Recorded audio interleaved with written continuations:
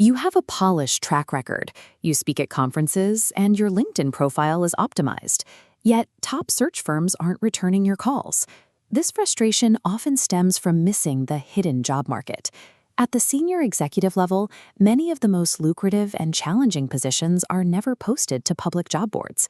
These confidential, high-level roles are exclusively controlled by executive recruiters.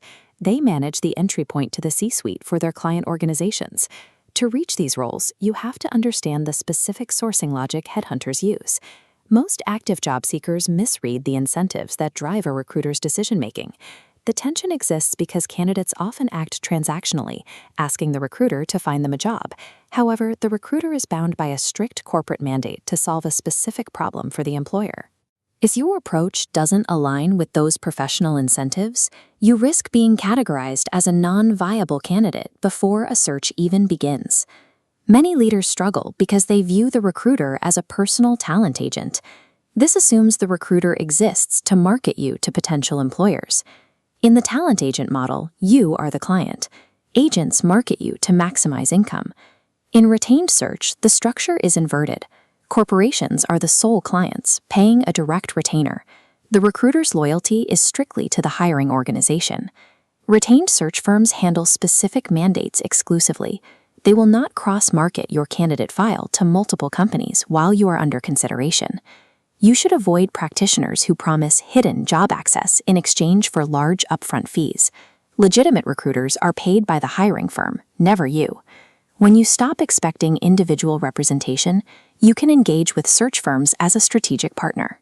Understanding the recruiter's client-first focus explains why cold resume uploads are frequently ignored. Recruiters prioritize high-level relationships over database volume.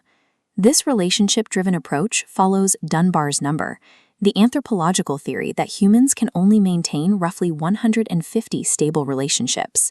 For a recruiter, this 150-person limit is their most guarded resource.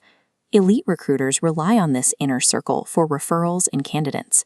They protect this limit fiercely, which creates a barrier for the thousands of external applications that arrive every month. If you reach out only when you need a job, you are often flagged as a transactional contact. In a world of finite relationship capacity, transactional requests are usually discarded to make room for peers and sources. To enter that inner circle, you have to be helpful when you aren't looking for a move. When a recruiter calls to ask for a recommendation or market insight, take the call. By sharing objective market intelligence or nuanced observations about industry trends, you provide the recruiter with high-value search data. When you recommend other high-quality candidates for their current mandates, you help them succeed. This moves you from a passive file to a trusted industry source. Consistently acting as a referrer and an advisor is how you eventually breach the Dunbar number barrier. This strategy requires a long-term investment in mutual success. You give your time now so that you are the first person they call when a matching executive mandate eventually opens. The dynamic changes once you are officially vetted for a specific search. As their lead candidate, your relationship moves from discovery to partnership. Since the recruiter's income depends on a successful hire, they are motivated to help you prepare. They want to ensure you present yourself in the best light to their client. You should use this time to extract information the company won't put in a handbook. Ask about culture quirks, why the position became vacant, and the hiring manager's priorities. The recruiter can also provide the true compensation ranges and the organization's actual stance on flexible work arrangements before you meet the board or the CEO. Remember that while they help you prepare, they are also assessing your professional demeanor for the client. They are looking for leadership attributes that go beyond your resume. If you appear high maintenance or overly aggressive during these early talks, the recruiter may warn the client that you are a cultural risk, effectively ending your candidacy. If you treat the recruiter as a collaborative buffer, they can handle the difficult negotiations and provide a channel for feedback that clarifies the employer's needs. Tactical execution depends on your current situation and how quickly you need to make a move. If you are an active searcher, perhaps you're currently unemployed or in an urgent transition, you need to shift your focus. Retained searches can take months. Active searchers should target contingency firms, use their personal networks, and apply directly to corporate human resources departments for more immediate results. For active searchers, Optimizing your LinkedIn profile determines whether you appear in a recruiter's initial screening. Use exact titles like Chief Financial Officer rather than vague leadership descriptions to ensure you show up in Boolean searches. Then there is the passive strategist. This is the leader who is currently employed but looking for a specific high-level career leap. These leaders should identify search partners specializing in their domain. They engage with the recruiter's insights and build long-term rapport as an industry source without asking for immediate favors. Keep in mind that rejection in retained search is rarely personal.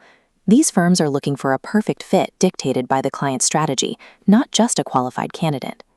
Maintaining professional courtesy when you don't get the role ensures you remain a viable prospect in their database for the next appropriate mandate.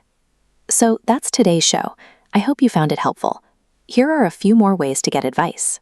Visit JobSearch.Community, where Jeff Altman, the big game hunter, offers coaching as well as an enormous amount of content to help you. If you become an insider at any level, you get access to all of his content as well.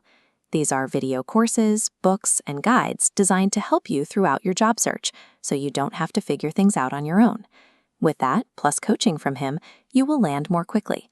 You can also purchase individual books, courses, and guides from him if you prefer not to be in his insider programs. Again, that website is JobSearch.Community.